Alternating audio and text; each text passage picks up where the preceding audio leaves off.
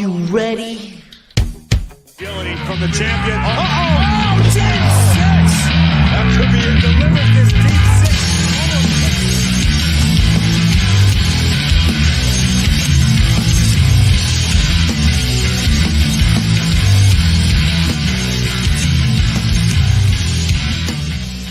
This is episode 145. 145. We are covering Monday Night Raw tonight, but I am joined by Brandon, aka Bash. Brandon, how you doing, man? We're good.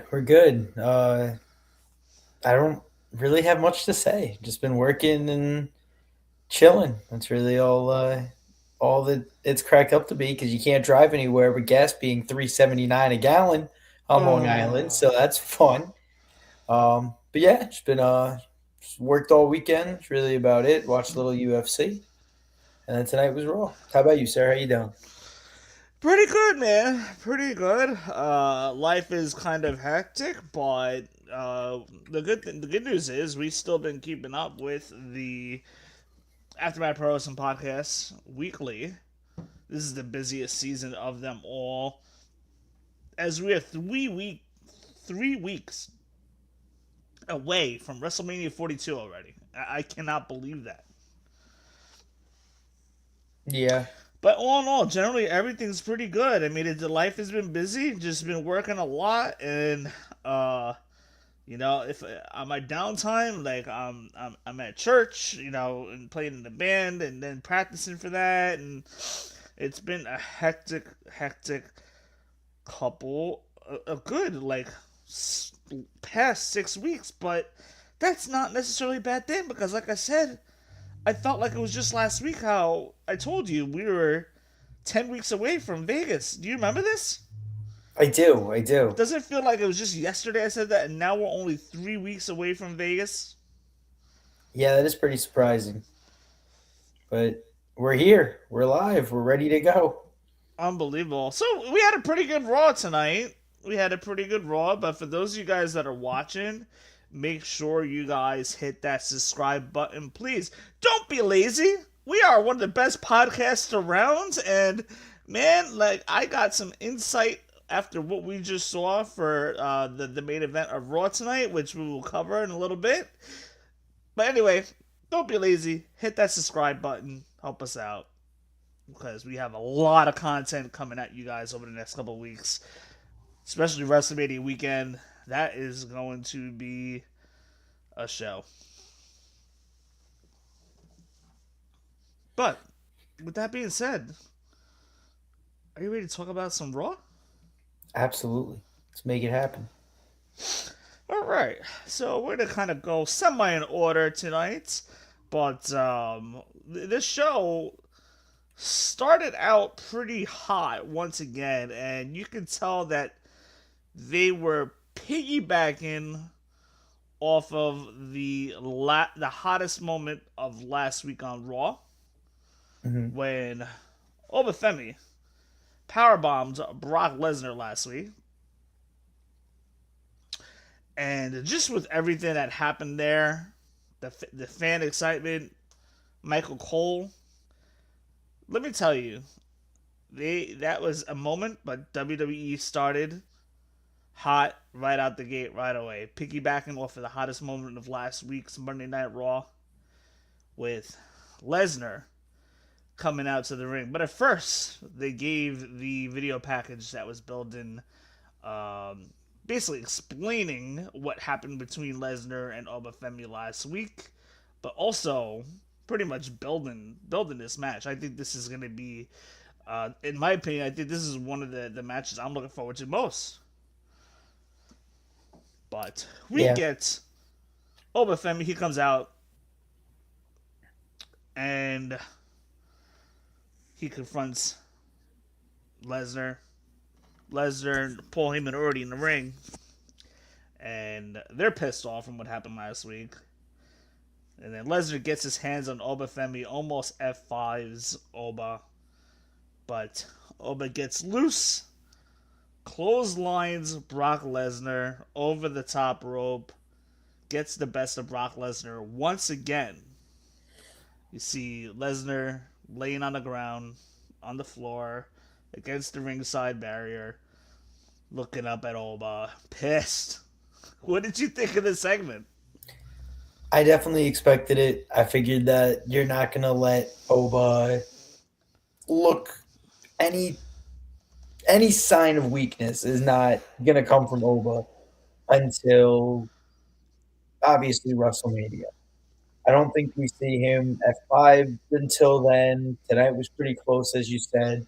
But yeah, he had to come out. He was called a wannabe ruler by Paul Heyman, and that his attack was only because of the distraction. And now we saw one on one, Oba was still able to best Brock Lesnar in their small 10-second engagement.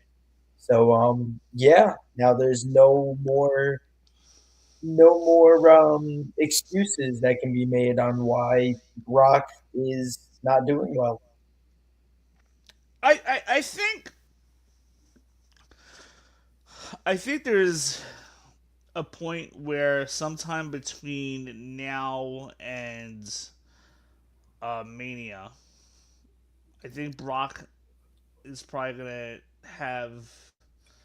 I think at some point he's gonna have a one-upmanship on Oba. Hmm. Maybe like an F5 or something. I think that's gonna come because you don't want to make Lesnar look too weak, but you don't want to make it look extremely one-sided. If it's gonna look one-sided, that should happen during the match. But you don't want to look at you don't want the program to be too one-sided. So at some point, Lesnar's got to get his um, revenge, so to speak, and I would think, and then let them settle in the ring. Yeah, that's probably the better move. Maybe have Oba the week prior or 2 weeks prior kind of laid out, and then we actually have the fight. You could always see a backstage brawl or something to that sort. A couple different ways they can go with it, but 3 more Raws till then.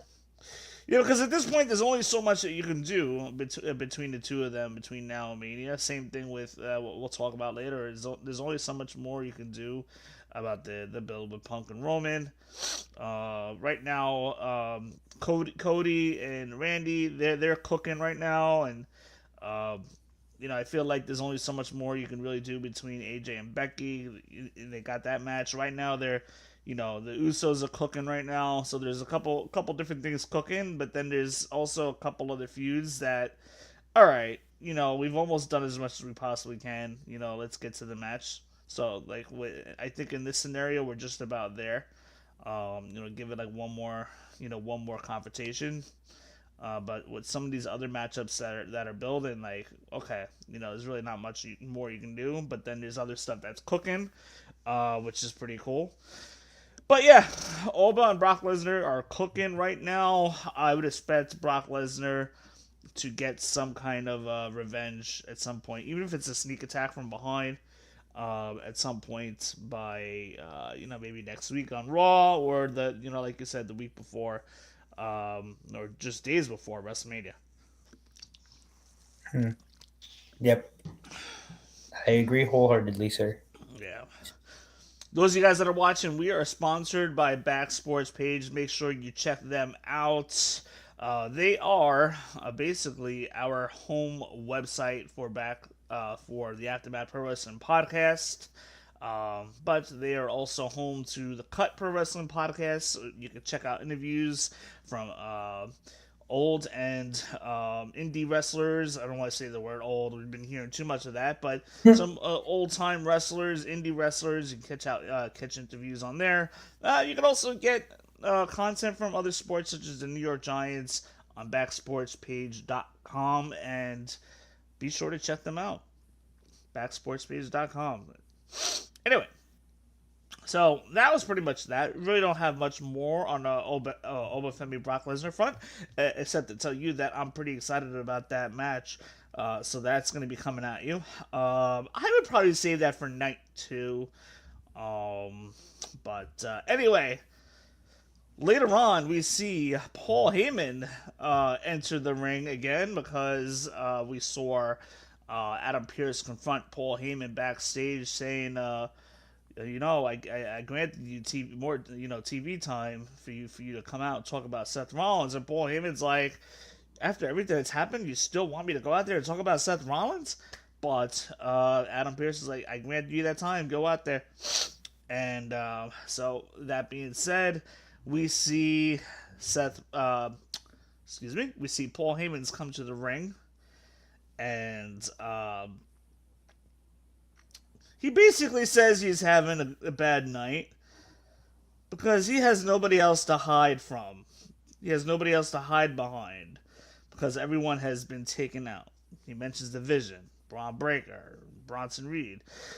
There's been a lot of rumors about Braun Breaker saying, people post on the internet that Braun Breaker could be coming back very soon. But Paul Heyman said otherwise during his promo, so we shall see.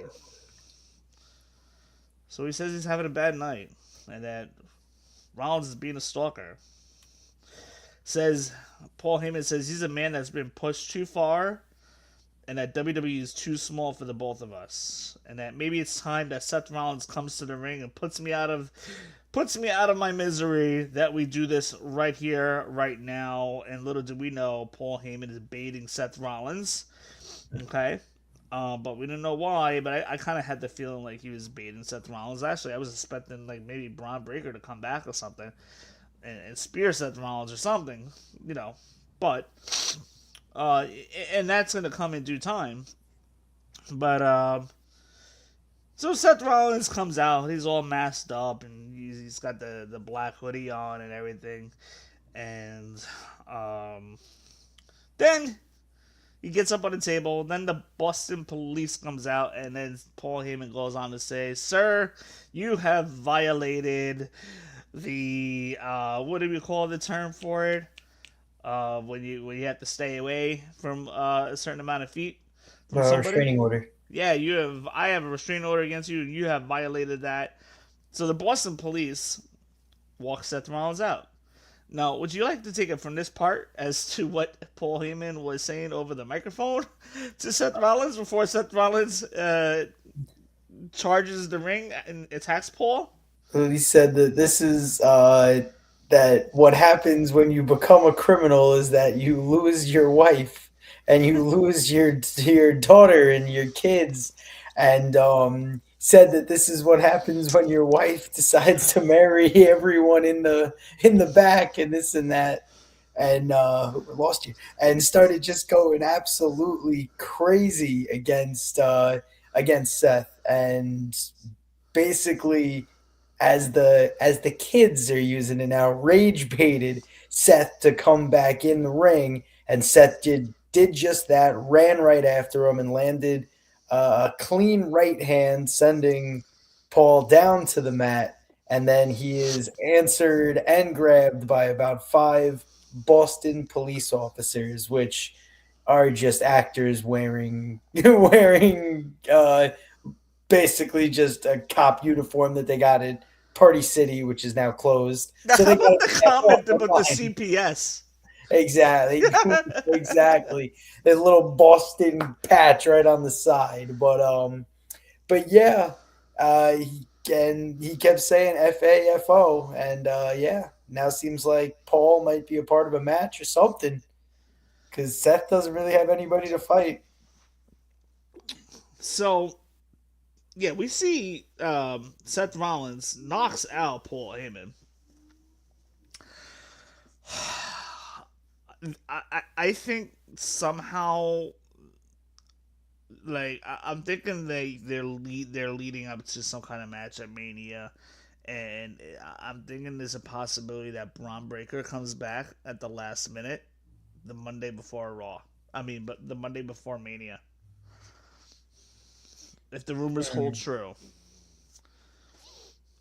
The rumors hold true. It's very possible. Otherwise, because, like, who do you have Seth Rollins?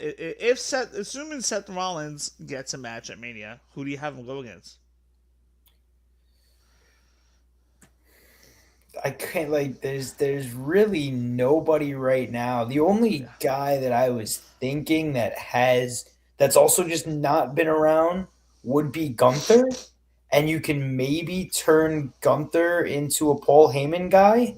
That's really the only thing that I could think because we haven't seen him since he's taken out three legends. Seth Rollins is kind of on the up and up to becoming a legend, and you And the know, thing with Gunther is, like, the rumor match was supposed to be Gunther versus Rey Mysterio, but the rumor, once again, is that Rey Mysterio is injured, so, like, that it's pretty much left, other than Gunther's feud with the Dragon Lee, it's pretty much left Gunther hanging where he hasn't been on TV for, like, 3 weeks now. yeah, that's where I was expecting maybe something, maybe like a I don't know, like that would be perfect. Just like to instead of have the vision, maybe you just have Paul Heyman trying to put together Infinity Stones, but not put them in the glove. So like keep Brock as his own separate guy, and then keep Gunther as his own separate guy. The vision, instead of being the four of them, can now just be the young guys trying to take over. So you have Austin Theory and Logan Paul together. So that might be the only thing that you can do is just kind of have Paul Heyman be an advocate for a bunch of other stars that need a little direction. I have an idea that I'm going to pitch to you, Mhm. but it might not be until the very end of Mania that it's going to happen. So Okay. we're going to circle back to that because we need to get to the main event first before I can pitch this to you. But I have a feeling like tonight I saw something big is going to happen by the end of Mania, especially with Bronson Reed and Braun Breaker being gone for a little bit. I feel like something big is going to happen with the Vision, and somebody's going to join them. But I'll tell you guys who in a little bit. Ooh, okay. Yeah. I do think that they are hoping, and now I'm reading a little bit where Breaker could come back. So that's the only other guy you could really have is saying that Breaker had an injury that's going to keep him out until May, and then you get lucky enough where he comes in and you get a surprise. Also, Yeah, not to it's stop very you, I think possible. We've they're not seen going. some surprises. We've seen some surprises in Mania match at WrestleMania before. So we'll have to see from there. But moving on, because we got to get back to this because I'm gonna start a rumor tonight. Okay. I'm gonna start a rumor tonight. So we're gonna get back to that. But um, so yeah, that's pretty much it. Braun Breaker could very well be waiting in the wings. It's very possible that WWE is like holding their breath and hoping that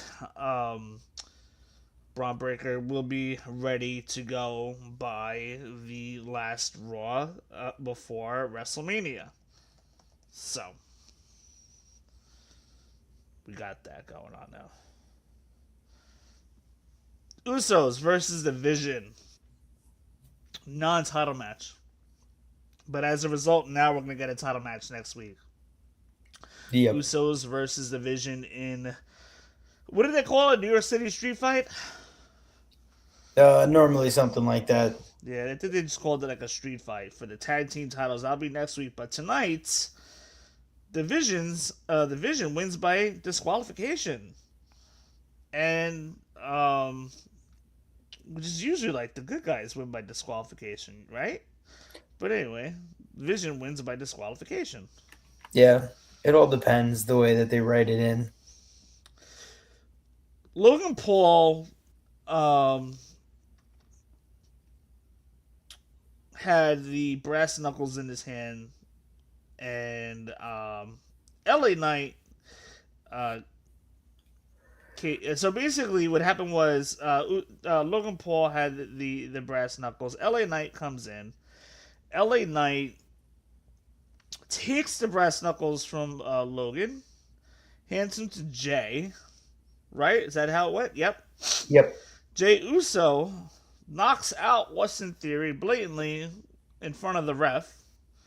The referee disqualifies the Usos, and then even after the match is over, Jay Uso comes back into the ring and he knocks out Logan after Austin Theory is already knocked out. So we got the Usos, mostly Jay, knocking out Austin Theory and Logan Paul. We see Usos backstage with LA Knight, and Jay Uso and LA Knight are getting into it a little bit backstage. LA Knight tells Jay Uso he's beginning to sound like Roman. And Jay Uso starts getting heated, and LA Knight and Jay Uso bickering. So, what did you think of the booking decision of the Usos versus the Vision tonight, and that little backstage interaction that we saw? I'm surprised that we get the match next week. I feel like there's going to be more tomfoolery next week as well, so that we have to get the WrestleMania three-peat match. That's just WWE likes working in the law of thirds. So we got the first match. The second match is before the big event, and now that we're basically setting up for the Usos versus the Vision at WrestleMania. And then I'm a big proponent of I always call it the Chekhov's gun. So now, if you noticed, Jey Uso walked away still wearing the brass knuckles. So now Logan Paul either has to get a new set, which fine, whatever. However, we now have a set of brass knuckles that belongs to the Usos. So I hope that the writing goes a little long term and we get him to take those out later on. Yeah, I mean, and it's also going to feed into the street fight next week as well. Right, exactly. We might see that come out. That's the thing. Like I said, I don't know exactly how they're going to keep the belts on the Usos, but make it where, like I said, probably LA Knight gets involved. LA Knight gets involved again, and then Paul Heyman works his magic and gets them a championship fight, maybe in a steel cage or something, or Hell in a Cell. How about? I mean, this could get really wild, because if this is the main event next week, you could have. Oh my gosh! I'm trying to stay away from my valid point that I need to make before the other show. But you could have guys like Roman Reigns and CM Punk interfering, LA Knight interfering. This could be an all out, turn into an all out brawl. That would be pretty cool. That maybe could possibly lead to Usos losing the belt or coming close to losing the belt. Yeah. But yeah, I think they're setting up Usos versus the Vision for WrestleMania 42. No question. For the tag titles. But there is a little bit more to unpack there. But if I unpack more, then it's going to give away what I think might be the final outcome by the time WrestleMania is over. So we're going to get to that. We will get to that. Because I think something big is going to happen. But let's first talk the Becky Lynch promo. Gotcha. She says she's made that title. She says she loves the title. That's kind of the title. She's made that title the most important in all of wrestling. She says that AJ Lee has mastered the Divas. She says AJ Lee mastered the Divas era, but she goes on to say that Becky says that she murdered the Divas era, just because of that timeline. Because Becky Lynch, Charlotte, Sasha Banks, Bayley, they all came up basically when most of the Divas of that era of the early 2010s, basically phasing out at that point. Mhm. Um, but then out comes AJ Lee. She chases Becky out of the ring. Becky runs for the hills. Um, and then AJ Lee says that every time we've met in the ring, I have walked you like a dog. And basically, AJ Lee says, embarrassing you again may be what it takes to get you, Becky, out of her life and away from my title. Um, and then she says that she will show Becky why she's the best of any generation and apparently her daughter's favorite wrestler. Yes. Man, man, Rue was mentioned a lot tonight on Raw. Oh yeah. They didn't have to do that to him. Oh man, everybody be talking about the Rollins family tonight. AJ says Becky gets a match at WrestleMania. AJ basically said that Becky's gonna get a match at WrestleMania for the Intercontinental title. But then Becky says that, after all this interrogation, they were going back and forth and attacking AJ Lee last week, that she's basically fell into Becky's trap because Becky goes on to say that Mania is her domain. What did you think of this whole segment? I just there's no real like too many surprises anymore, and it's just one of those segments where like I knew it would happen. Becky was gonna say, "Oh, I need the title," and then AJ's gonna come out and say, "Fine, you want the title? Fight me for it." And then Becky's gonna be like, "Ha, you fell right into my trap. I wanted you to give me that match. Mwahaha, I'm evil." Like it was, I don't know. It's just kind of getting back into that soap opera cliche promo, which again, fine. You got to do it every week or every couple of weeks, but give me a little excitement. Give me a little something. It's basic of the basic now. You were away for 10 years and now you're back and you have the belt and I want it back. Yeah, like I don't know. It's not exciting me anymore. So the match we expected all along now finally gets booked for real. I don't know if Adam Pearce did his whole it's official, but 99.9% of the time it's made official when these types of matches end up being booked. So, yeah, we'll see when it's made official, but it's most likely happening.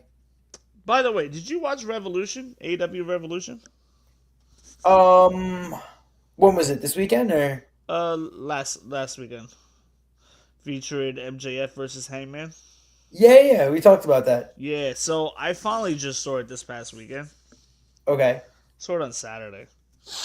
That was a long pay-per-view. That is the one thing that is very Like, tough with AEW is that they put everything on way too late, and a lot of times when they're in the West, they don't accommodate for the East. So yes, it went until 12:35 on the East Coast, which is only 9:45 in the West Coast, which isn't bad. But yeah, they didn't accommodate too well, and me and my dad were up pretty late watching that night. oh man, and oh my god! So there was about 3 matches that they could have taken off easily and had on Dynamite. Yeah, no question. They could have easily trimmed about an hour and 15 minutes, an hour and a half off of that show. And longer shows means more beer sales and more food sales, so you're getting it back that way. And obviously, being on pay-per-view, it's already paid for anyways, so it's not like they have time restraint. So they're trying to get the most out of it, but like you said, sometimes it's a bit too much when you're trying to drive 14 matches in a 5-hour period. Yeah, that it's a bit much. I'm not gonna lie, but that's another conversation for another day. But the syringe spot. Yeah, that was crazy. Oh, that's sick. That was That sick. was wild. Did not even come close to expecting that one. Oh my gosh. Oh my gosh. Yeah. That was sick. I wish I could have done like a live video reaction of that. I was watching that, but anyway, long pay review. But then we had Evans versus Grayson Waller. Grayson Waller looks really good in the ring tonight. Yeah, he's been out of action for a little bit, not by injury, just by sheer not knowing what the hell they want to do with him. But he looked good coming back. He looked really good in the ring. Like he was smoother. He wasn't like he didn't like look awkward. He wasn't moving around awkwardly like a lot of like new talent does. Like his in ring movements was a lot smoother, more Mhm. confident, and he was running the ropes very well tonight. He looked very good. He did a good job putting Javon Evans over.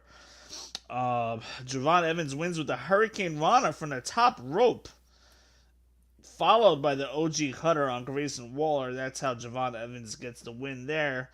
Like I said, Waller looked very good. Kofi Kingston giving Waller a coaching after the match. I don't know if you saw that.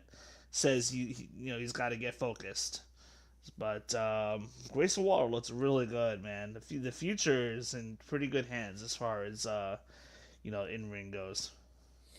I mean, I was more entranced by that Hurricane Rana because, oh my God, Javon Evans continues to. The fact you could say that he continues to get better and that he's going to continue to get better and only learn more moves as time goes on.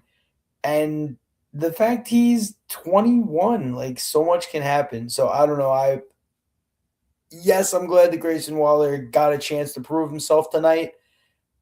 Evans is just carrying match after match and showing his athleticism and real determination to getting better and putting on these crazy shows because how many other guys are doing what he's doing?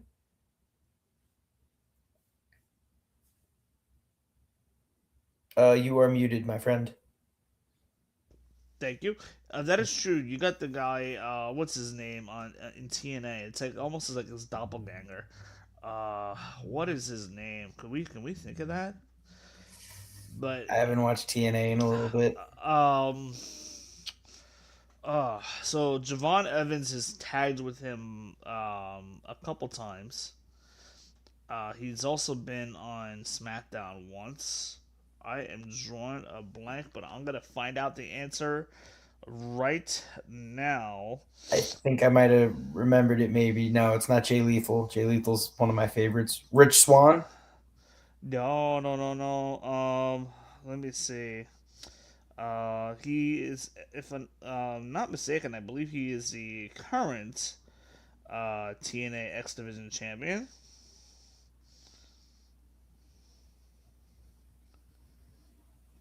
I'm gonna find this out right now because this is gonna bother me. You got this. It's gonna bother me. Okay. Leon Slater. I wouldn't have got that. Leon Slater. Yeah, Leon Slater is very much like Javon Evans, and Leon Slater is his contract runs out with TNA. He's rest assured going to be on NXT and on WWE. So basically, Leon Slater is just like Javon Evans, pretty much. And to see, and I believe we've even seen them gone 1-on-1 in the ring before, which is crazy. Yeah, they were probably going. Oh, well, actually, now that you said the name, I do remember seeing Nick Nemeth, formerly known as Dolph Ziggler, in a TNA match a few weeks back with Leon, and it was a really good match. So, yes, that name does sound familiar. And they're both the same age, both 21, flying around the ring. Yeah, Yeah, like I they're see the the same size comparisons. and everything too. Yeah, I definitely see the comparison now. So, Lyra and Bayley versus the Kubuki Warriors. What did you think of this match? That was another, I will say, a lot less. I hate using the word botch because, like, the way what Jericho said, like, this is all live stuff. It's not a botch. Things are going to happen. But, like, a lot of times in the women matches, they look a little slower and a little offbeat.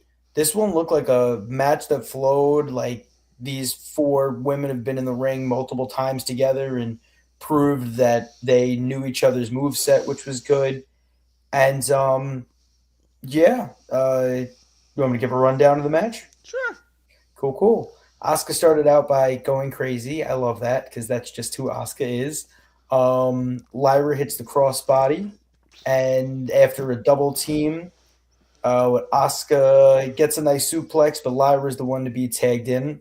So Lyra gets stomped in the corner, and after that, Asuka is slammed but pulled away by Io. No, not Io. Kyrie before the Bayley's elbow. But then Lyra hits a flying kick and the Nightwing as they're on the outside. Or sorry, as Bayley and Asuka are on the outside, and that's the end of the match. And then the interview after, they call out Lash and Nia and say that we're going to be at MSG next week, and we want you guys for the belts. Yep, and that match got confirmed for next week too. Very cool. So now we got two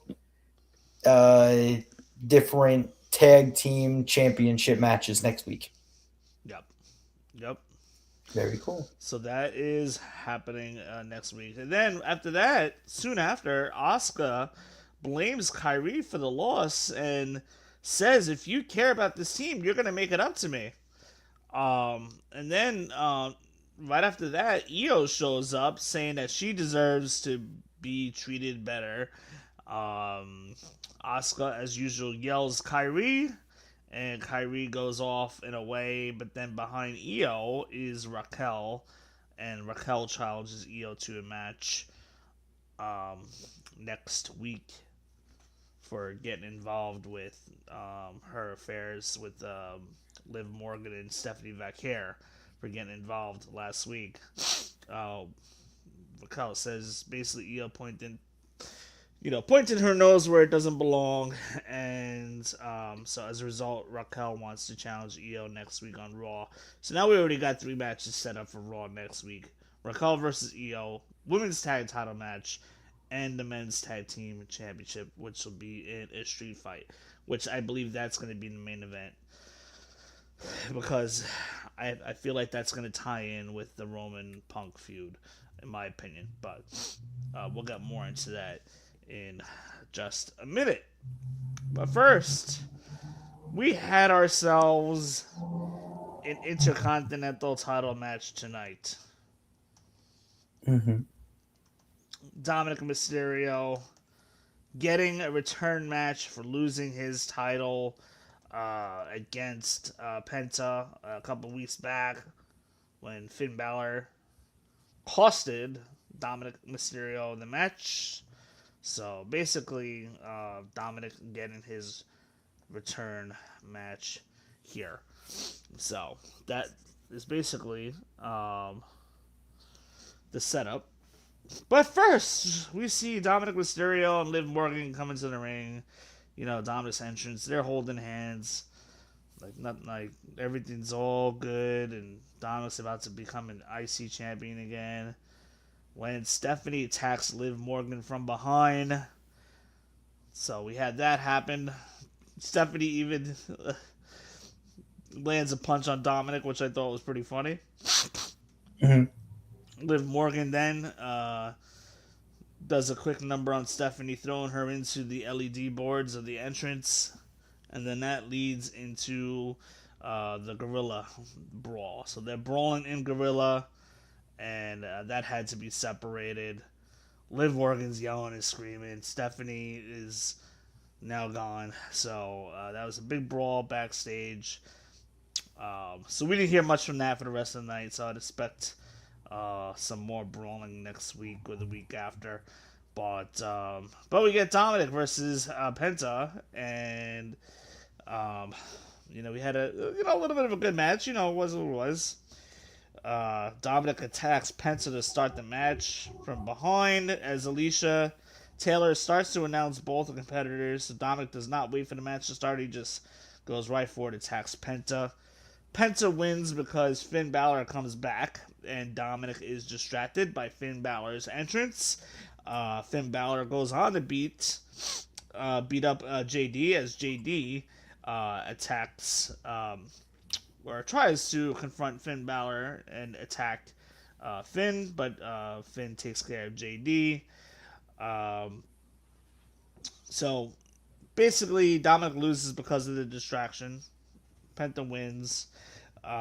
Finn gets his hands on Dominick, hits the sling blade and a drop kick in the corner. JD saves Dominick for a moment, but then Finn hits the swanton on both of them. Dominick escapes, and then Jay takes a coup de grace by Finn Balor. So JD basically is the sacrificial lamb there. Dominick escapes into the stands, and then we have the two of them doing a stare down from a distance at each other. What did you think of this whole segment here?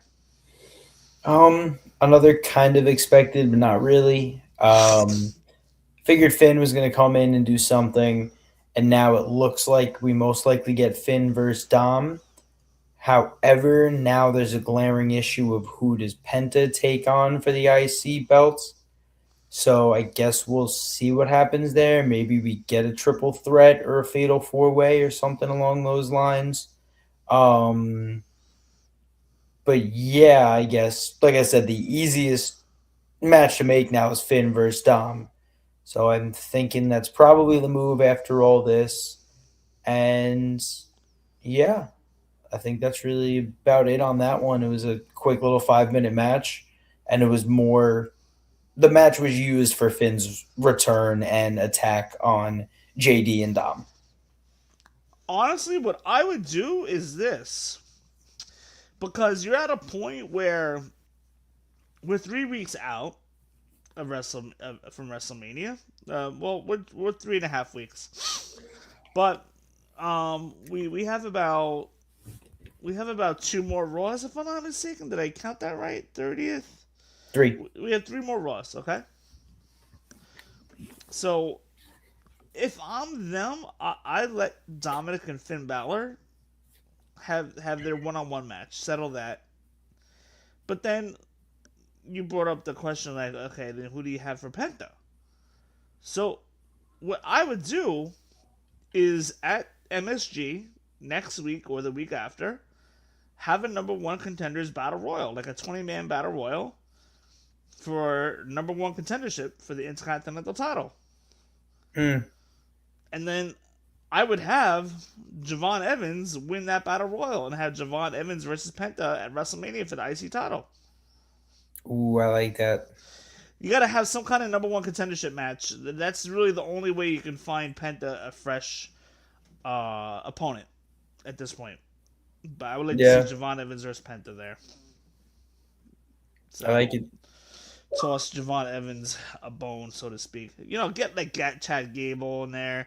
El Grande Americano, and Chad Gable and El Grande Americano can throw each other out and continue their feud, and have like a bunch of different names in there. Dragon Lee, you know, you have a couple names in there. If you want to do Gunther, you know, sure, have Gunther and then plug him in against Penta if you want to get Gunther match. So there's a couple things you could do there. It's kind of like an easy fix. So, but okay. So now we are going to talk the main event segment. So let me just type this in here. There is a little bit that I want to unpack here. But first, really quick, what did you get? I know they showed the clip tonight of Cody Rhodes and Randy Orton. Did you see anything of what? Did you see any of the highlights of what Randy Orton did last week with Matt Cardona? Yeah, I saw he ended up basically kicking him in the nuts and doing a whole bunch of nonsense, and then he stomped his hand in a chair, right? Yep, Randy Orton was hearing voices again.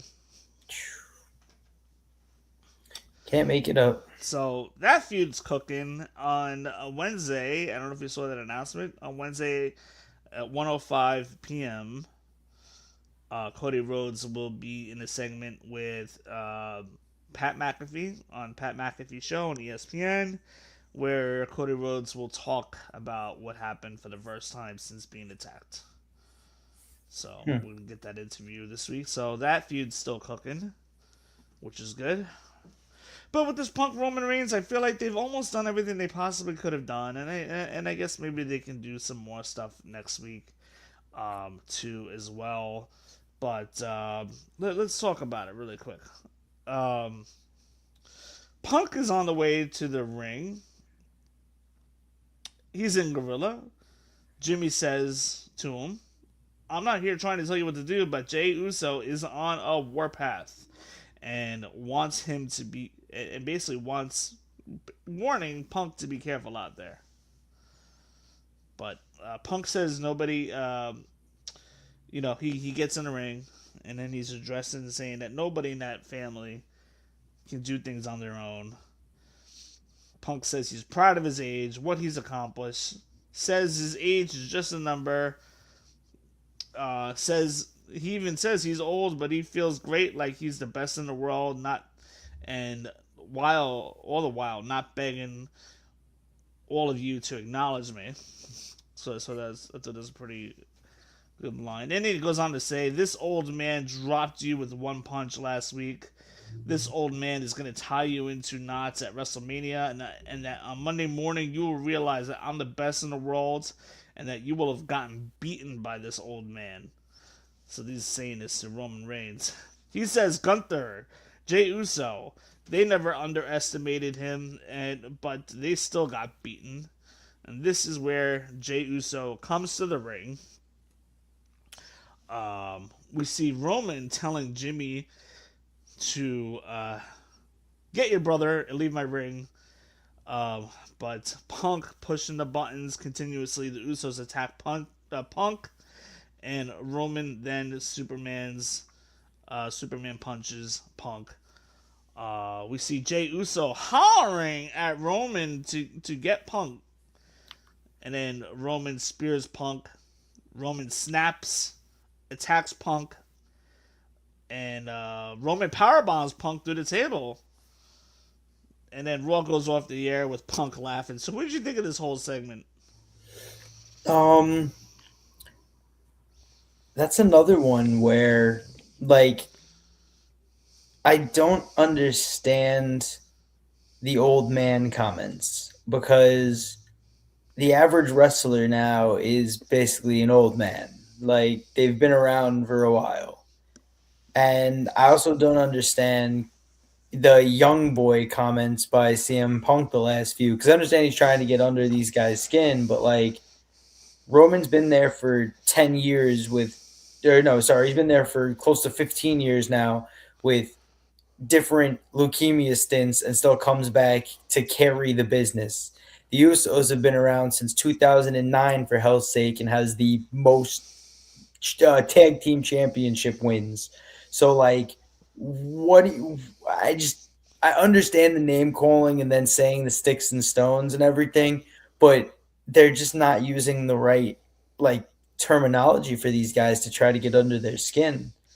And then for Jay to be now hothead Jay, how he used to be, because that's where, if you remember, I care years back, that was when Roman kept telling Jay that he can't be a hothead, he can't be, doing everything by his emotions, and now he's starting to get back into hothead Jay. So I don't know exactly what we're gonna see if we see Roman start to treat the Usos the way that he used to when they were part of the bloodline. So yeah, I could see LA Knight being that, like, he said it before, if you're starting to talk like your brother, and I'll back you guys, but I won't back you guys and Roman. So now we're starting to see those bloodline-esque things happening again. So there's going to be a lot that can happen from that storyline, to say the least. And then for Jay to call the shot with Roman reacting too, I think Roman has that in him regardless. He might have still done that. But now we have that aspect where Jay flipped the switch for Roman to go attack and kind of get his own bidding done. So yeah, now there's that element as well where Jay pulled the trigger. So I guess we're gonna see a lot of different aspects of the storyline that got set up from tonight. So, I am going to make a bold prediction here. So, I'm ready. I got close. you know how I talked to you last week about how possibly if Jelly Roll stays integrated into this Randy Orton Cody thing, Mm-hmm. that Jelly Roll could possibly turn on Cody.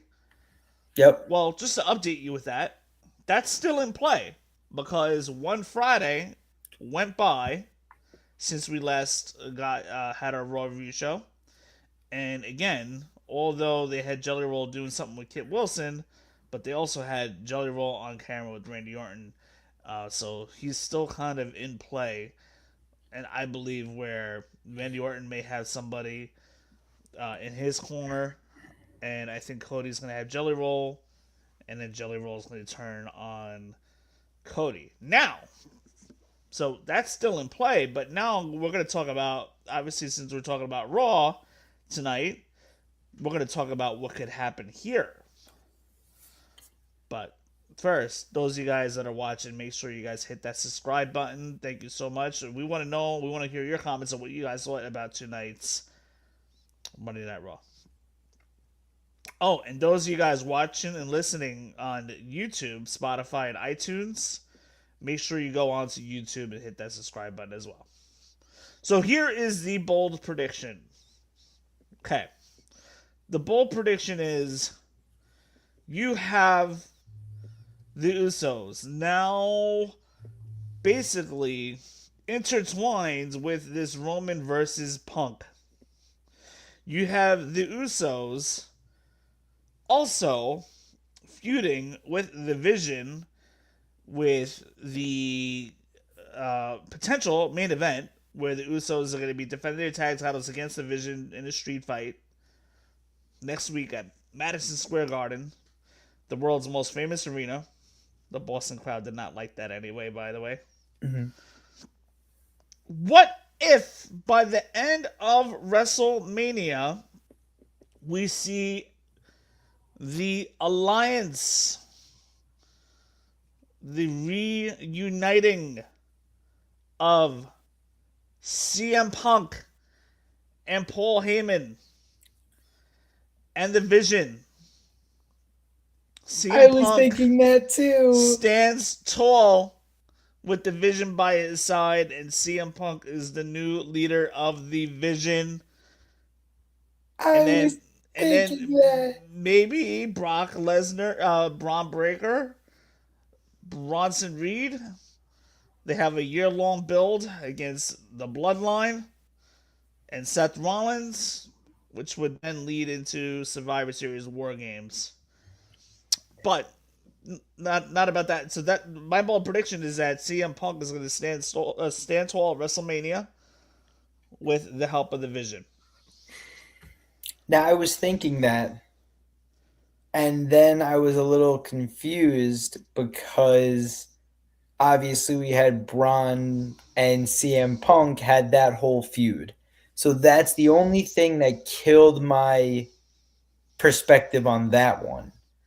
But now, because that's the thing, if Braun is set to come back as early as next week and, come out at MSG to the surprise of everyone, basically, that kills that whole idea.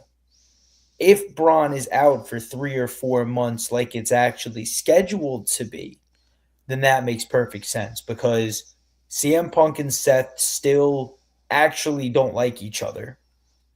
As you said, CM Punk was a Paul Heyman guy, so that makes perfect sense.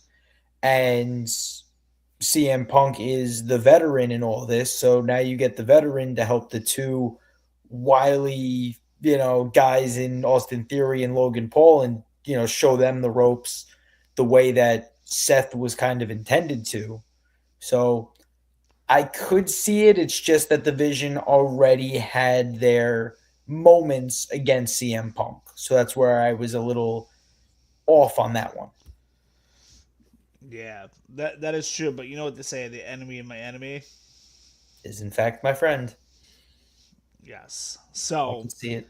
with that being said, I believe I have a feeling we're getting the Usos and the Vision at Mania. I'm not too sure if the titles change next week, because there's got to be at least one more reason why we're gonna have they got to give us at least one more reason why they're gonna give us the match at Mania.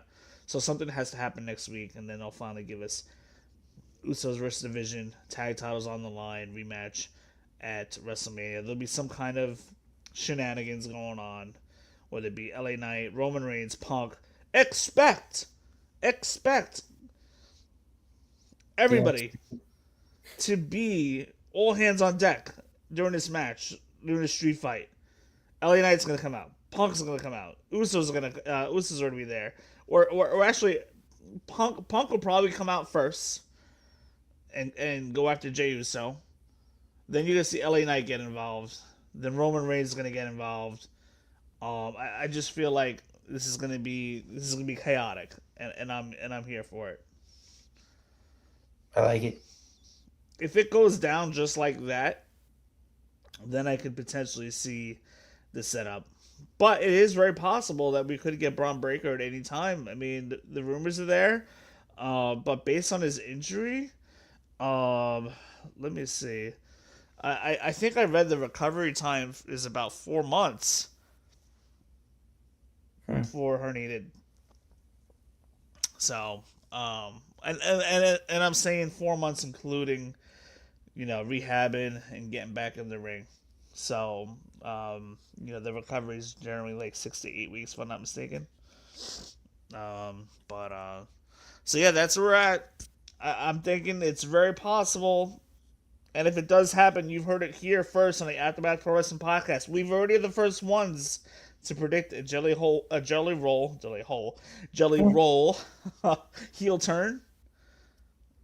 We are also the first ones to predict Punk to join the Vision, or at least align with the Vision, in Paul Heyman. So, with that being said, do both scenarios happen? Probably not. There's a good chance for one of them to at least happen. Really good chance. Really good chance. So, that being said, one last question for you as we're getting ready to go off the air, as Instagram's going to get booted off in a second. Who's your night one? Who's your night two main event? I think you got to go SmackDown Raw. I think that's just the way that they're kind of pitching. That's how it's always been. Netflix has been your biggest push this year, so I think you have to do Cody versus Randy night one, and then Roman versus Punk night two. Now, do you think necessarily both champions? Do you necessarily think that Cody and Randy has to be night one? Do you think that maybe they could get away with doing like the women for night one, and then Cody, Randy, open up night two, and then Punk and Roman close out night two, and have some of the other key matches on night one, like the tag titles, IC Oba versus Brock, women's title. That would be a way to push Rhea and Jade a little bit more, and Because have them honestly, in the end, your night two main event, the very last match of night two, is your main event. Period. Yeah. Nah, I think because they keep saying that. Nah, I don't think you have both men's matches at the same night. I think you got to split them up. So I think you have Stephanie Vicaire and Liv right before Roman and Punk, and I think you have Jade and Rhea right before Cody and Randy. And I think that because there's obviously people that only watch Raw, only watch SmackDown. I am one of those people. I want to get into SmackDown more, and I will soon, I promise. But I say that you'd have to do both of them at the same night just to make it a little bit easier for those viewers that might only watch one show to at least watch the first night. or I'm wrong and you flip it the other way so that you have to watch both nights to catch all the wrestlers that you're keeping up with.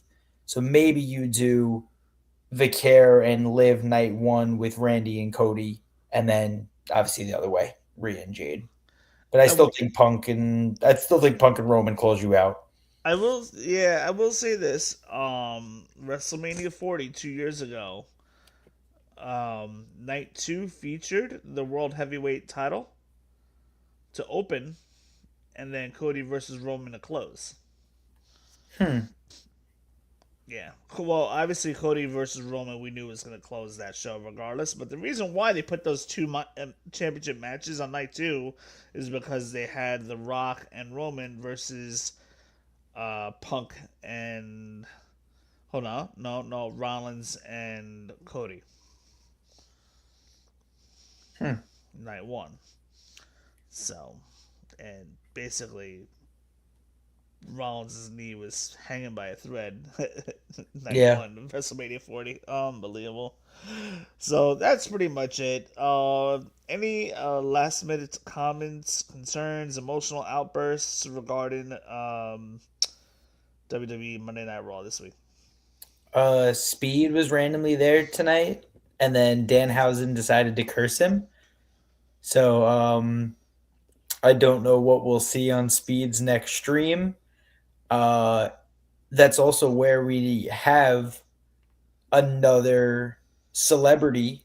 So now considering we're going to get Jelly Roll versus Kit Wilson potentially, now we have to see what's going to happen with Speed. And I think that they'll find a way to get him involved in something. Does ISO Speed have his own YouTube channel, or is he on TikTok? Like, how do you follow him? I think he has everything. I think his main thing is he's a big streamer. So I don't know if he streams on YouTube. I know that there's that like Twitch and Kick and all those.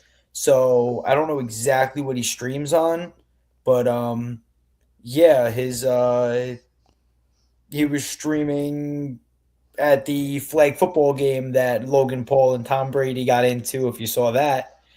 So that's another one too where I think having that happen gave Speed an opportunity to come back to WWE. I hope they don't do anything with Tom Brady and Logan Paul at Mania.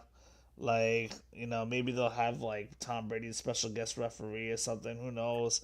But I They'll don't. I have him don't. I sit don't front want to see row. it. I They'll have don't. him sit front row, splash a drink in his face, something along those lines.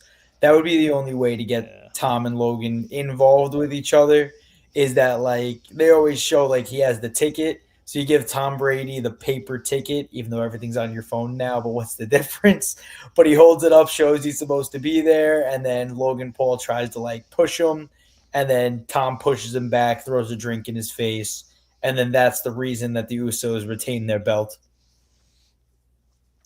Yeah. Well, I mean, we'll see. You got it's regarding the Vision. You got to give. I think you got to give the Vision the tag belts here. At some point to keep them relevant until Braun Breaker and Bronson Reed come back. And I mean, maybe you don't give them the belts, but you got to give the Vision something to do, which is why I believe the Vision could very well also get involved in Punk versus Roman Reigns. If the Usos get involved in that match, the Vision's going to go right for them, possibly. We'll see. True. We'll see. But for those of you guys that are watching, stay tuned throughout the week. If you can't watch the entire show, we will have clips from this show posting all week long. We have some new content coming very, very soon. Baseball's this week. Can you believe it? I can. Baseball is back this week. I was very happy to see the Yankees will be on Netflix to start opening day, which is awesome. And well, I'm supposed to see my dad on Thursday, but I think I should be home in time, depending on if we get dinner or not. So that'll be good to sit down and watch my Yankees. I Yeah. don't normally watch, but That'll be nice. Yeah, my Boston Red Sox are playing on Thursday against Cincinnati Reds. So that should be Okay. pretty interesting. But they start at 4:30. Like, I'm working, guys. Yeah. I'm not even gonna be able to see the game because then after that I gotta go practice for music. So I'm not even gonna be able to see the game actually. Come to think of it, but anyhow, but it is open weekend for baseball. I can't believe it's come this quick. WrestleMania is in 3 weeks.